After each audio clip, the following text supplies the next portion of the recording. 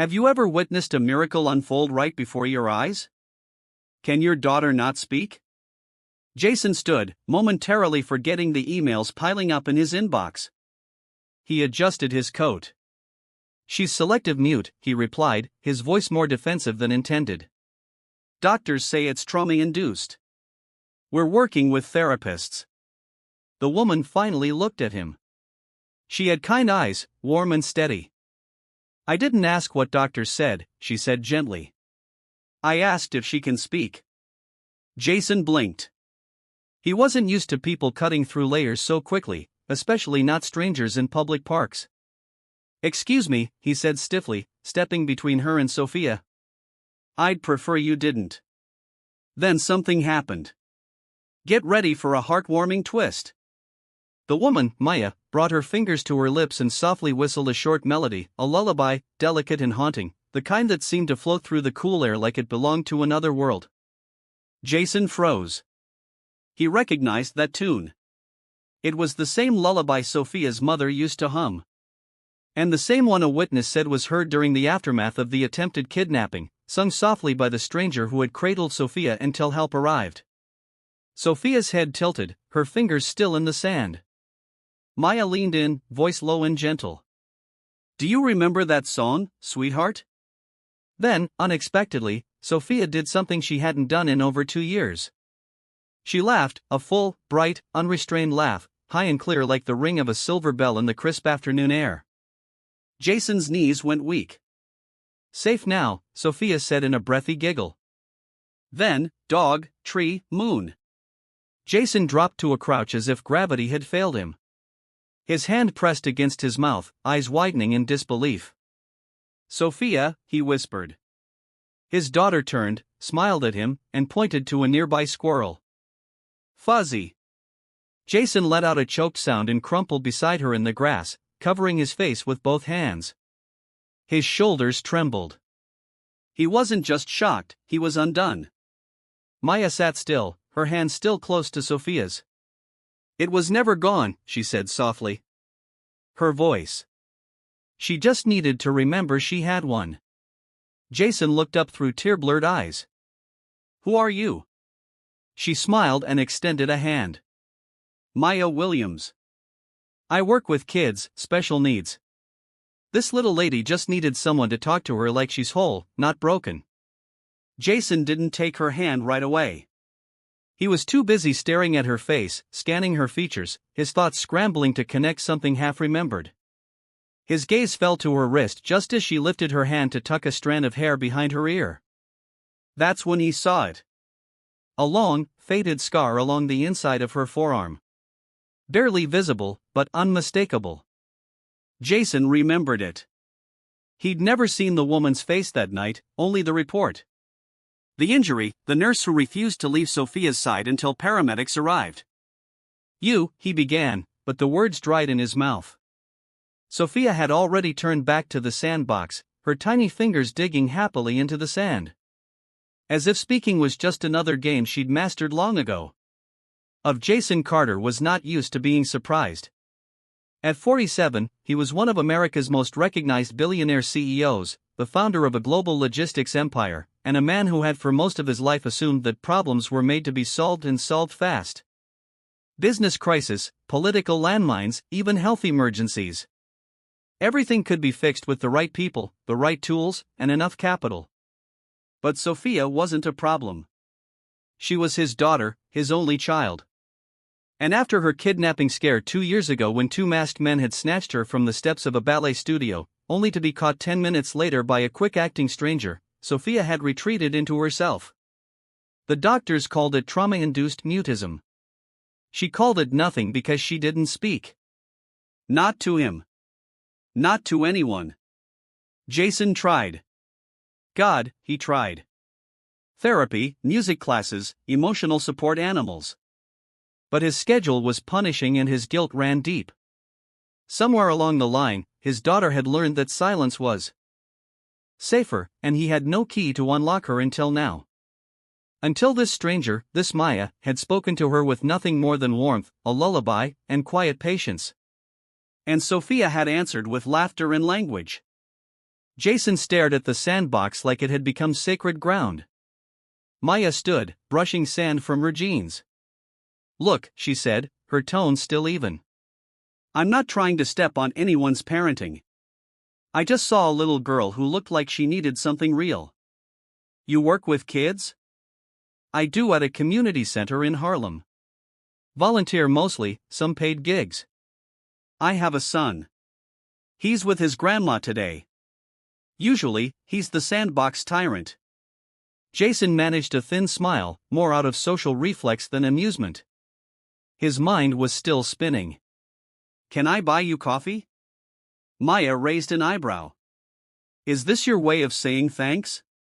Or an attempt to vet me like a background check?" "Maybe both." "Well," she laughed and the sound was easy, unforced. "Sure, but we make a deal. No questions like a lawyer. Just talk like people." Jason nodded. "Fair enough." The cafe was a small retro joint across the street from the park. Polished chrome counters, faded red booths, Sinatra on vinyl. Maya ordered hot chocolate. Jason stuck with black coffee. They sat by the window. Jason kept glancing out, making sure he could still see Sophia through the cafe glass. She was now talking to a passing dog, pointing and giggling. Maya stirred her cocoa. As she reached for the cup, Jason saw her wrist slightly. Her scar again, his jaw tightened, not in suspicion, but in reverence. He said nothing. But the next day, without a word to anyone, Jason called his private accountant and arranged for a quiet scholarship to be set up for Maya's son. Fully paid, anonymous. Some debts could not be repaid in words. Back in the cafe, Maya was speaking again. "You know," she said, "I wasn't planning to come here today. I had errands, deadlines, but something told me to take a detour." Jason studied her face. She was young, maybe 29 tops, but carried herself with a maturity far beyond her years. There was something grounded about her, like she'd weathered more storms than most people her age. "You said you volunteer," he said. "That's admirable." She shrugged. "Some folks donate money. I give what I've got. Time, heart, sometimes my last nerve." Jason chuckled despite himself. "You're not like most people I know." "That's probably a good thing," she said with a wink. The silence between them was comfortable now. Outside, the autumn sun dipped lower, casting long golden beams across the playground. Jason felt something shift in his chest, a subtle crack in the wall he'd built since the kidnapping. "Do you believe," he asked suddenly, "that some people are meant to cross paths, like not by chance?" Maya didn't answer right away. She took a slow sip of her drink, then looked him in the eye. "I believe some moments are too powerful to be coincidences. Your daughter spoke because something in her saw something safe in me. That's not magic. That's human." Jason nodded slowly. For the first time in 2 years, hope didn't feel like a lie. He told himself. "Would you consider spending more time with her, with Sophia?" he asked. Maya leaned back. "Mr. Carter, I'm not a therapist. I don't have letters after my name. I'm not looking for credentials," he said. "I'm looking for someone who sees her." Maya paused, then offered a soft smile. "I'll think about it." They finished their drinks in silence, watching as the little girl outside drew circles in the dirt, circles that looked for the first time in years full of promise. 2 days later, Jason Carter stood at the edge of Central Park Sandbox again. This time there was no phone in his hand, no blazer or bodyguard trailing close behind. Just him, Sophia, and a small picnic basket swinging from his elbow like an awkward apology. Sophia clutched her plush rabbit in one hand and looked up at her father. "She come?" she asked, voice barely above the whisper of leaves. Jason knelt beside her. "I hope so, sweetheart," he said. "I told her we'd be here." Sophia nodded, then lowered her head, kicking her shoes in the gravel. Jason noticed how much more expressive she had become in just 48 hours. Her eyes brighter, her movements less hesitant. Her voice, still sparse, felt like the dawn after a long winter. And then, as if summoned by hope itself, Maya Williams appeared. She wore a denim jacket over a navy blue hoodie, curly hair tied back with a patterned scarf. In one hand, she held a small container of cut apples. In the other, a book with a torn corner.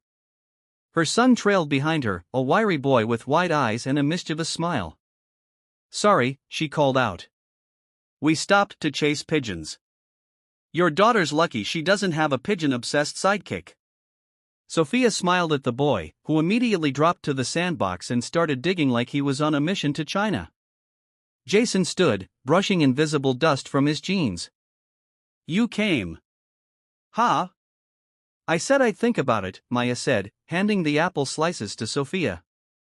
"And then I realized it wasn't something I had to think hard about." Sophia accepted the apples with a soft thank you. And Maya sat beside her without hesitation, opening the book on her lap. Jason remained standing for a moment, unsure of what to do with his hands, his presence. He looked down at Maya. "Can I sit?" "You're the billionaire," she said with a teasing grin. "You don't need permission from me." But her tone was kind. And Jason chuckled as he sat beside them. "I'm trying not to be that billionaire today." Maya glanced at him sideways. "Good start. Bringing snacks instead of security." Jason smiled. "Progress, right?" Sophia leaned into Maya, eyes focused on the pictures in the book. She was still quiet, but there was no tension in her body, no guarded stiffness. Maya began to read, her voice animated and full of rhythm. Jason watched in awe as Sophia mouthed along a few simple words. He turned to Maya when Sophia was engrossed in the story. "She remembers the lullaby," he said softly. "You sang it during?" Maya nodded without looking up. She was shaking like a leaf. "I had nothing else to give her but my voice." Jason swallowed hard. "Why didn't you say anything then to the police?" "The press." "I didn't want to be in the headlines," she said, flipping a page. "I've seen what media does to women like me, especially when they don't fit the mold. I saved a child. That was enough." Jason exhaled, rubbing the back of his neck. "And the scar?" Maya shrugged. "Got in the way. They had a knife. I pushed them back. Nothing heroic, just reflex." Jason was quiet for a long moment. "You ever think about what could have happened to you every day?" Maya said. "And then I remember what didn't happen because of what I did." Jason felt something stir inside him. Respect, guilt, gratitude. It was hard to tell where one emotion ended and the other began. The children began building a small castle. Sophia giggled as the boy accidentally collapsed a tower with his elbow. Jason felt warmth rise in his chest. That sound, her laugh, was still unfamiliar, still a miracle every time. "You're good with her," he said. Maya shrugged again. "Kids need love. Most grown-ups forget that." "I've forgotten a lot," Jason admitted. "That's okay," Maya replied. "You're here now." Jason watched her. The way she tilted towards Sophia. The way she allowed silence to be part of the conversation. She wasn't just kind. She was intentional. After a while, Maya stood. "We should go. Homework, baths. And my son thinks he's part raccoon after dark." Jason stood with her. "I was wondering, would you ever consider doing this more regularly?" "Not officially, just moments like these." Maya looked at him, amused. "You want to pay me to be her friend?" "No," Jason said, shaking his head. "I just want her to have someone she trusts, someone real. If you're willing, maybe we could schedule park days or library trips." Maya tilted her head. "You trust me with your daughter, Mr. Carter." Jason met her eyes. "I do." She studied him for a long moment, then nodded. "Okay. But on one condition." "Anything." "You show up, too." "No phones, no suits, no vanishing behind meetings." She needs a father, not just a safe environment. Jason nodded. No hesitation. Months later, Maya and Jason sat in their living room, snow lightly falling outside. The Purple Heart remained on the mantel alongside stacks of review notes for the pilot rollout. Maya held a mug of tea and Jason sat across, reviewing data analytics confirming new district interest. Maya, he said softly. Think of all the classrooms that will change because you raised your voice. She stared into her tea. I used to think one person couldn't matter. But look at the ripple. I'm proud of us. He stood and crossed the room, embracing her. You matter. We matter. They held each other, watching the snow drift. Downstairs, Sophia tugged on Maya's sleeve. Mama, look, she exclaimed, pointing at a small gift on the coffee table. 2 little figurines, one of a girl and one of a superhero. A volunteer had dropped them off. Sophia picked one up. I'm her, she said, holding the girl figurine. Maya got down and hugged her. And you always will be my superhero. Jason watched them, heartfelt in that quiet home. Amid falling snow, voices once fragile had built something strong, a bridge from silence to solidarity, from surviving to thriving. Spring had returned to the city with blossoms unfurling and hopeful warmth pressing through windows. At the community center, the newly launched pilot emotional wellness program was already in motion. In one corner, teachers gathered for a social emotional learning workshop, laughing as they practiced breathing exercises and grounding techniques. In another, a mental health counselor sat with parents, sharing resources and gentle reassurance. Maya stood near the back, watching. Her heart felt simultaneously full and cautious, as if victory had taken root, but fragile shoots still needed tending. Jason approached, carrying a stack of school folders. Morning, he said quietly, offering one. All the finalized plans for Queens and the Bronx next month. She took it gratefully. Thank you, she whispered. He tilted his head. You okay? Maya nodded slowly. I am inspired but nervous. I know how easy it is for good things to stall. Jason offered her a supportive smile. That's why we're not doing this alone anymore. Their eyes met, fortified by shared purpose.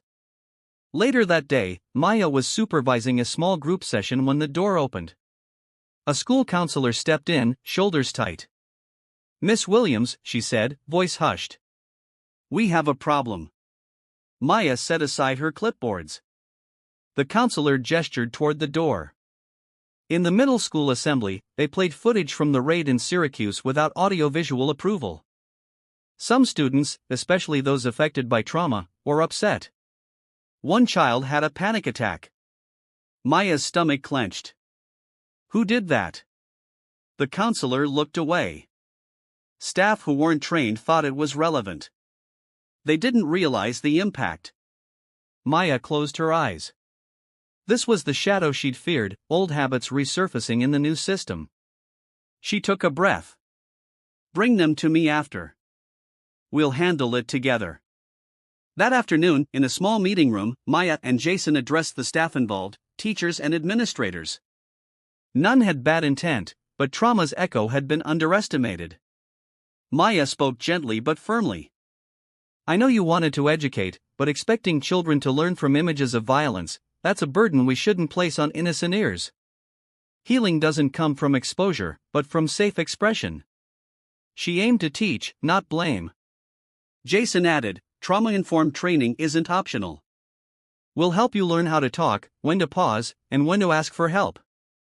Not facts, but feelings. By the end, tears had fallen. Understanding spread. New guidelines were drafted. Every video, every prompt, every lesson would be pre-approved by the mental health team. Trauma would no longer be a public spectacle, but a call to empathy. Weeks passed. The pilot expanded. Children drew pictures of rainbows next to sunshine. Teachers reported calmer classrooms. Parents said their children started breathing easier at home. The Purple Heart doodle had multiplied, now pinned to bulletin boards across schools. Maya and Jason continued strategizing. One evening, they sat at the kitchen table reviewing data. Attendance up, referrals down, smiles. Graham's notes of gratitude from students received daily. Maya breathed that in. We're making a difference. Jason squeezed her hand. Yes, you are. But then Maya's phone buzzed. A message from Rachel Levine.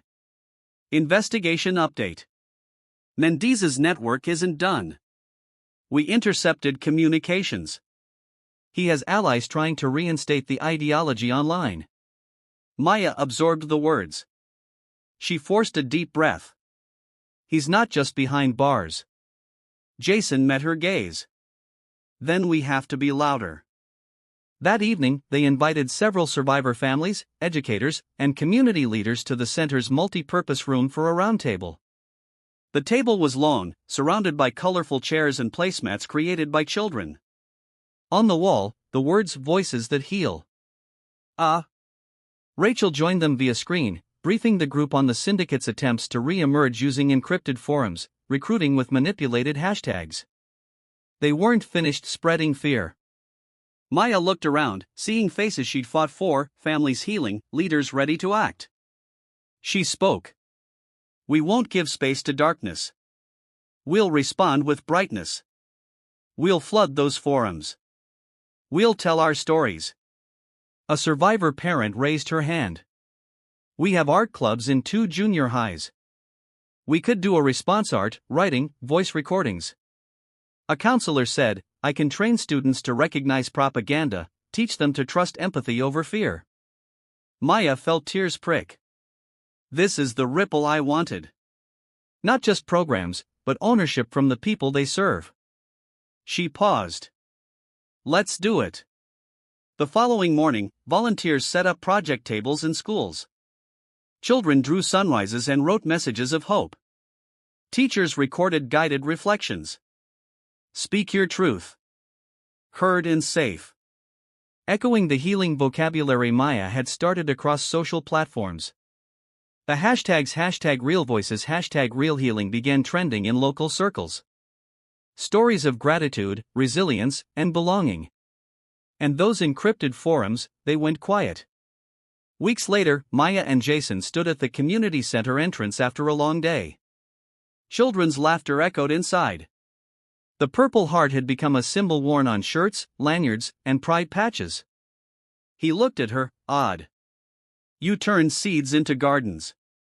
She smiled, tired, but radiant. They grew themselves. They held hands and walked home under blooming trees. Shadows still lingered in places online, unseen corridors, but light had multiplied in the world they shaped.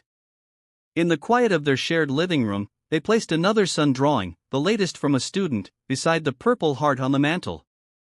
A beacon and a promise. Their voices, once delicate and tentative, now echoed through schools, hearts, and city halls. And together they kept them going, planting seeds, chasing shadows, cultivating hope that would endure far beyond themselves. Spring waned into early summer. Soft breezes and blossoms giving way to long evenings in hopeful air. The community center hummed with life each weekday evening. Parents in casual conversation, children in art circles, volunteers guiding groups, and soft music drifting from speakers. On the bulletin board alongside the Purple Heart and sunrise drawings was a new banner. Voices echo here. Maya stood near the entrance as families arrived. Her son twirled a paper heart in his hand, picking daisies from the center's garden. A little boy ran up with a handmade card reading, "Thank you for listening." Maya accepted it with a tear-bright smile. Jason joined her, carrying 2 cups of lemonade. He handed one to her. You know, he said. They're planning a citywide conference for all pilot schools next month to share tools, stories, songs. Maya's eyes brightened. A conference for healing, for voices? He nodded. Your voice created ripples. Now the ripples are meeting. Maya sipped her lemonade, letting the warmth sink in. She thought back to how silence had become her armor in childhood. How? Her voice had been dismissed. And now here in a building filled with stories, laughter, and restored hearts, Her voice had forged something lasting. That evening, the families and volunteers gathered outdoors in the garden behind the center for a simple celebration. Fairy lights wound through tree branches and children sang softly as they worked on a mural titled Our Voices, Our Stories. Maya and Jason stood together near the mural. A teacher approached with the final panel. A single purple heart surrounded by children holding hands. "This is for you," she said. "It reminds everyone why we started." Maya's throat tightened. "Thank you." She turned to Jason. "Look at them. Each child, a voice, not silent, not invisible." Jason wrapped his arm around her. "Because you listened." As dusk fell, the singing waned into laughter. Parents chatted. Children danced in the fading light, and the mural grew vibrant and alive. Days later, the pilot's evaluation report landed on Maya's desk. The preliminary data exceeded expectations, decreased disciplinary incidents by 35%, improved attendance by 20%, and reported emotional resilience increased by 40%. Schools requested permanent funding. The Board of Education pledged to expand the model citywide. Maya studied the pages, tears forming. She looked at Jason, who stood behind her. "You did it." His voice was hushed, filled with pride. She shook her head softly. "We did it." She tapped the signature line. She, Jason, and the lead partners signed together an acknowledgement of partnership, healing, and renewed community. One evening, months after it all began, Maya tucked Sophia into bed. Sophia held the Purple Heart plush from her favorite bedtime story. "Mama," she whispered. "When I grow up, I want to fix silence, too." Maya bent and hugged her softly. "You already started, and so will everyone you love." Sophia snuggled in. "Good night." "Good night, my voice," Maya whispered, kissing her daughter's head. At City Hall, the expanded mental health initiative passed unanimously. A rare bipartisan triumph in the halls. The mural from the community center was displayed. Our Voices now hung in the public gallery. Maya and Jason attended the unveiling. Council member Rodriguez gave a speech. What began with one voice became the chorus that rescued us all. Maya felt her heart swell. That evening at dinner, Maya and Jason celebrated quietly. They sat on the balcony, the city lights shimmering. A soft breeze carried late summer songs.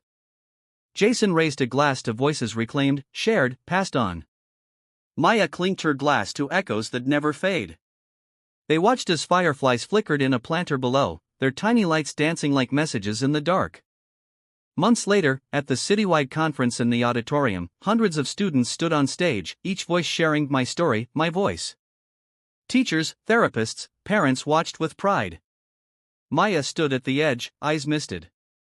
Jason beside her, the echoes of her journey had grown wider than she'd imagined.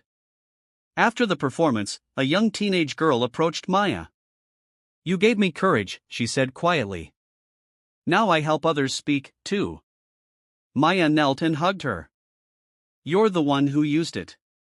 That night, back at home, Maya placed the final drawing from the conference, a radiant sun bursting through rain clouds next to the Purple Heart and sunrise collage on the mantel. She turned to Jason. "It's home now." He smiled because it's inside you. She took his hand, voice steady, soft, and full. "And inside all of us." In the quiet glow of their home among symbols of healing and strength, two voices once alone in the dark had become the harmony of a city reborn. This story had found its full stop, or rather its living beginning. This story, brought to you by BUP Stories, reminds us that one voice, no matter how soft or once silenced, can ignite powerful change. Maya's journey teaches us the importance of listening, healing, and standing up even when the path is painful. It shows that silence isn't safety, and speaking up, though difficult, can become a bridge for others to follow. Through community, compassion, and courage, even the deepest wounds can be transformed into hope. Most of all, it proves that justice isn't always loud, but it is always necessary.